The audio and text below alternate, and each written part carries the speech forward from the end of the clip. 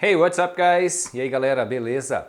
Bom, no vídeo de hoje eu vou explicar a nomenclatura que a gente usa para dar nome aos tempos verbais em inglês. Então eu vou mostrar qual que é o nome e qual que é a estrutura de cada tempo verbal que existe em inglês. Então hoje eu vou fazer um resumão para explicar de uma vez por todas como é que funciona, qual que é o nome de cada tempo verbal, beleza? Então confere o vídeo de hoje.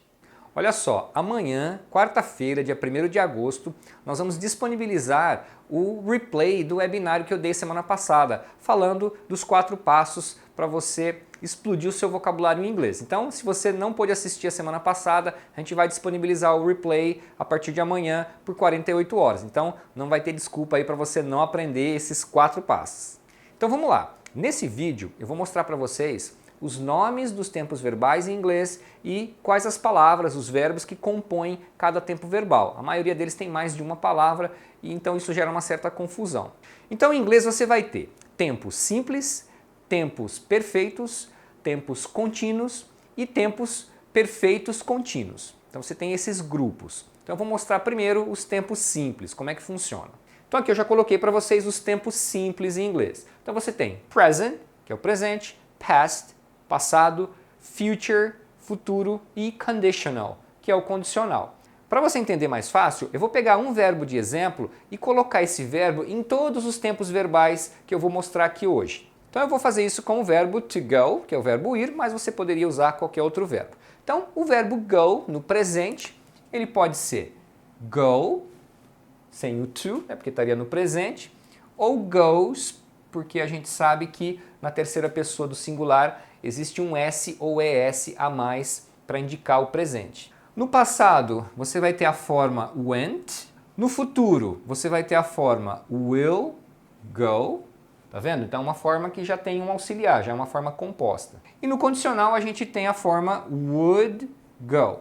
Então quando você vê isso daqui, isso se chama condicional. Quando você vê isso, chama futuro. Assim é passado e assim é presente. Bom, claro que aqui está bem simples, mas a hora que a gente começa a entrar nos tempos mais complexos, a pessoa começa a se confundir. Além desses tempos simples, que são os tempos básicos, você ainda tem duas formas verbais que vão ser utilizadas nos tempos compostos. São elas o present participle e o past participle. O present participle, ele também é chamado de gerund, que é o gerúndio, é o famoso ing. Então, o verbo go na forma ing é going, going. Você vai ver pessoas chamando isso de ing form ou form ing, outros chamam de gerund e outros chamam de present participle. Então, enfim, é tudo a mesma coisa. E o past participle é a terceira coluna dos verbos. Então, quando você pega uma listinha de verbos, você sempre tem o presente, né, a forma base, o passado e o particípio. Tá? Então essa terceira forma é o particípio passado, em inglês é past participle. No caso do verbo go seria a forma gone, gone. Tá? Então é assim. Beleza? Então você tem os tempos simples aqui, mais essas duas formas verbais que vão entrar na composição dos outros tempos compostos. Voltamos aqui com os tempos contínuos. Então olha só. Você tem o present continuous, o past continuous, o future continuous e o conditional continuous. Então, todos os tempos simples têm uma forma contínua. O que são os tempos contínuos? Eles são formados sempre pelo verbo to be, que vai ser a parte auxiliar, e o verbo principal no ing. Então, é verbo to be mais o verbo principal no ing. Então, isso forma um tempo contínuo. Se ele é presente, ou passado, futuro ou condicional contínuo, isso vai depender do verbo to be. Se o verbo to be está no presente e o verbo principal no ing, você tem o present continuous. Se o verbo to be está no passado, o verbo principal continua no ing, você tem o passado contínuo. E assim por diante. Então, olha só. O present continuous vai ser present, porque o verbo to be vai estar no presente. Então você vai ter am, is ou are. Tá? Am, is ou are, e ele é contínuo porque o verbo principal está na forma ing. Né? Eu estou dando o exemplo do go, ficaria going. Então, am going, is going, are going é o verbo go no present continuous. Se você tem o verbo to be no passado, você vai ter então o past continuous. Então você vai ter was ou were mais o seu verbo principal com o ing. Então no caso eu estou usando go, então fica going. Então aqui, was e were mais o ing forma o past continuous. O futuro contínuo vai ser o verbo to be no futuro mais o verbo principal no ing. Então o verbo to be no futuro é will be, aí você coloca o ing no verbo principal. Tá? Então will be going seria uma forma do futuro contínuo. Condicional contínuo vai ser o quê? Vai ser o condicional, o verbo to be no condicional seria would be, mais o verbo principal no ing, tá vendo? Então é só para você entender essa lógica dos nomes. Você tem os tempos simples, depois os contínuos vão ser uma forma do verbo to be mais o ing. Agora vamos aos tempos perfeitos. Os tempos perfeitos sempre vão ser formados por uma forma do verbo to have, do verbo ter, que no caso é o auxiliar, e o verbo principal vai estar no particípio passado, no past participle, aquela terceira coluna dos verbos. Então, se você tiver o verbo to have no presente, mais o particípio, isso forma o present perfect.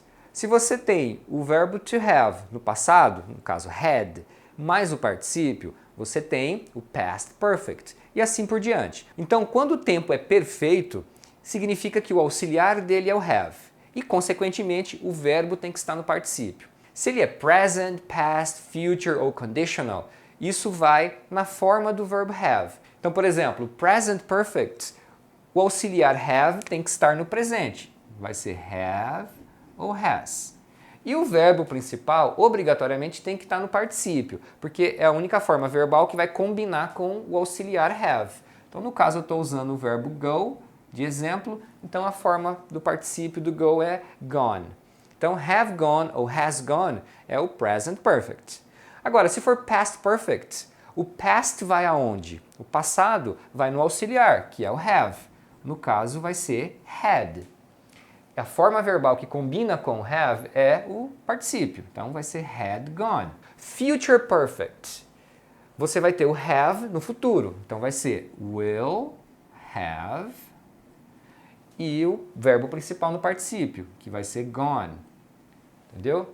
Se for conditional perfect, você vai ter o verbo have no condicional. Então, vai ser would have e você vai ter a forma do particípio, né, no seu verbo principal. Would have gone. Tá vendo? Então, have gone ou has gone é o verbo go no present perfect. Had gone é o verbo go no past perfect. Will have gone é o verbo go no future perfect. E o would have gone é o verbo go no conditional perfect. E você ainda tem uma combinação de tempos perfeitos contínuos. Então, olha só como é que fica. Bom, agora a gente vai juntar os tempos perfeitos com contínuos. Na verdade, eu não quero que você aprenda, decore nada disso. É só um vídeo de referência que eu queria fazer para quando você tiver dúvida que tempo é esse, como é que chama esse tempo, você pudesse assistir esse vídeo, olhar e ver o nome certinho e entender como é que isso funciona. Porque eu sei que muita gente estuda sozinho, às vezes vai consultar um livro ou assiste um outro vídeo que escuta nomes desse tipo e não sabe bem do que a pessoa está falando. Então eu acho que assim, pelo menos você vai saber de que tempo está sendo falado. Muitas dessas combinações não são tão comuns. Então você não vai ver, por exemplo, frases no Future Perfect Continuous o tempo todo. Então algumas combinações verbais são mais raras. Não significa que você tem que saber tudo isso, mas é só uma referência para você consultar quando tiver alguma dúvida. Então, como que ficaria? Present Perfect Continuous. Então vai ser assim. Você vai ter o have been ou has been mais o verbo com o ing. Então essa combinação vai ter o nome de Present Perfect Continuous, né? Have been going ou has been going. Agora, se fosse Past Perfect Continuous, você vai ter no lugar do have e do has, vai ter o had, porque é passado, tá? Então, had been going é o Past Perfect Continuous. Future Perfect Continuous. A mesma coisa, só que ao invés de colocar had, que era passado, você coloca will have, que é futuro.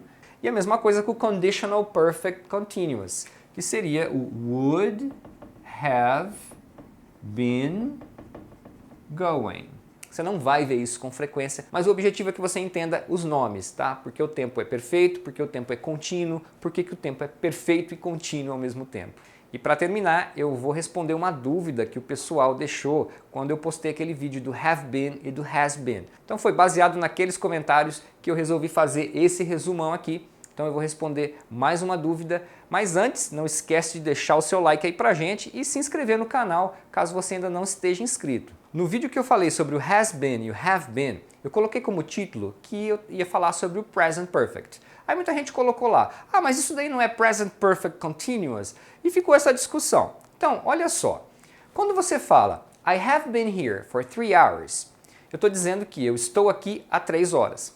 Então eu estou usando o verbo ser e estar, eu estou, no present perfect. Né? Esse é o tempo dele aqui. Have been é o verbo to be no present perfect. Agora, se eu coloco I have been waiting here for 3 hours, eu acrescentei mais um verbo com o ing. Então, eu estou dizendo que eu estou esperando aqui há 3 horas. Ou seja, eu falei a mesma coisa com 2 frases um pouco diferentes. Uma eu coloquei um verbo a mais. Por causa disso, a gente muda o nome do tempo. Então, essa frase aqui, ela está no present perfect continuous. Por quê? Ela contém um verbo com ing e contém o present perfect aqui. Essa daqui eu não tenho outro verbo com ing, então só essa parte aqui é present perfect. Então no vídeo eu não fiquei explicando o que era present perfect continuous, porque o objetivo era simplificar para você, que você aprendesse a utilizar essa forma e não ficar decorando os nomes. Mas então, quem queria saber exatamente os nomes dos tempos verbais, está aí, o vídeo de hoje é exatamente para isso. E para você consultar a hora que você tiver uma dúvida. Bom, espero que vocês tenham gostado aí do resumão. Então é isso, galera. A gente se vê. See you next time.